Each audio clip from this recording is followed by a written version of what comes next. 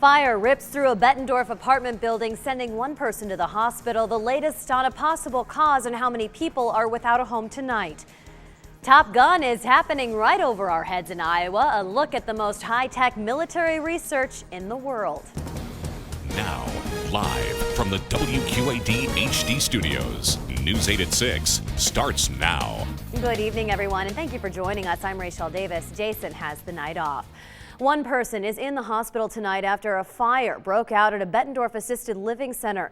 Firefighters were called to Spruce Hills Village near the Bettendorf Library just after noon today. News 8's Kurt Liskey is live in Bettendorf this evening with more on what happened. Good evening, Kurt. Good evening, RaeChelle. Thank you, Kurt. An East Moline family is breathing a sigh of relief after rescuing their two dogs from fire at their home. It happened in the Coal Valley area. Witnesses say they called firefighters after seeing smoke coming from the house.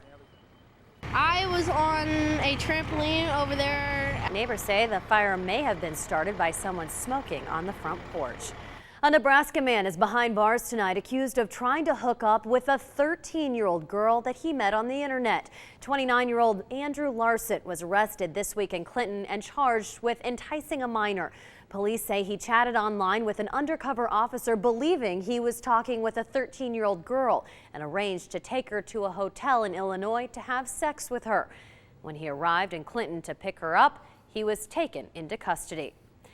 Meanwhile, 27-year-old Emilie Lane of Rock Island is behind bars without bond, charged with aggravated methamphetamine production and possession of a controlled substance.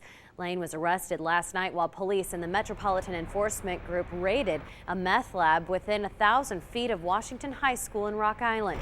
Authorities said the operation was a one-pot meth lab that has been in use for an extended period of time. A vicious attack in broad daylight as an elderly man was walking down the street. It happened Thursday near a bus stop on Eastern Avenue. Police say two teens watched 68-year-old Randy Ward withdraw money from a credit union, then robbed him as he walked down the street. A family friend says Ward has a broken jaw and a fractured skull and will never be the same again. You know, see if we can get some justice for him. Police arrested the two 16-year-olds. They are charged with robbery and conspiracy to commit a felony. Illinois Governor Pat Quinn is releasing more than $623 million to improve public schools. In our area, Knoxville, Spring Valley, and Stark County schools will all receive funding.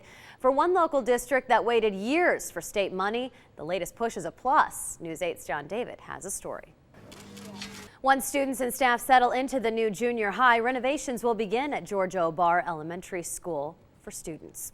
Well, cleanup on aisle 5 at a Quad City Walmart is not only taking time, but also a little endurance. Employees are trying to eliminate the smell left by an unwanted guest. News 8's Polly Mayfield retraces a skunk's shopping spree. Oh, we have officers. We need HD News 8. Oh, goodness, what a sight. Well, the manager of the Mercer Market said the Coca-Cola distributor has never in his 22 years seen a skunk in a machine, but he has dealt with a raccoon once. Starting in June, students at Blackhawk College will be paying more for their tuition. The college raised its tuition by $6 per credit hour and fees by $3, meaning students taking an average load of 12 credit hours per semester will pay about $100 more. The tuition fee increase will help to fend off an anticipated deficit and keep campus technology up to date. Some of the most high-tech military research in the world is happening in Iowa. Last weekend, pilots from the University of Iowa teamed up with researchers from Rockwell Collins, a virtual but very real war in the skies. 4, 5, 20, 11,000. They're unfamiliar sounds transmitting across eastern Iowa. Ship side to side.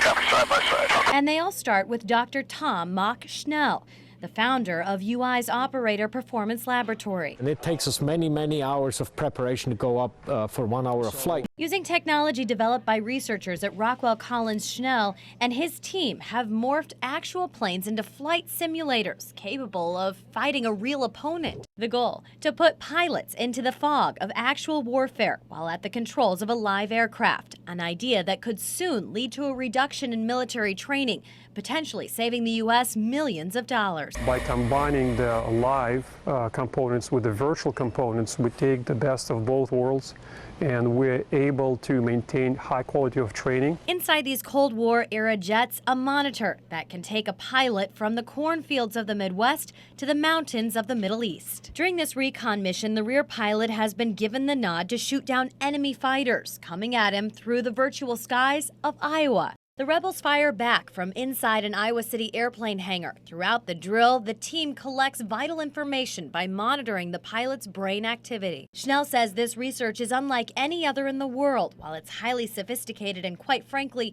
a little hard to explain, it's also just plain awesome. Going over the Iowa countryside on a sunny day and do it all in the name of science and research, so it doesn't get much better than that. Oh, it looks like Top Gun, doesn't it? It's something they say they do a few times a month. This type of training is making Iowa a leader in military research. Still ahead tonight on News 8 at 6, the new spring flood outlook has been released. What can you expect for those living along Quad City waterways? And later in sports, Iowa and Illinois wrestlers take their next shot towards a state championship. Matt has all the details next.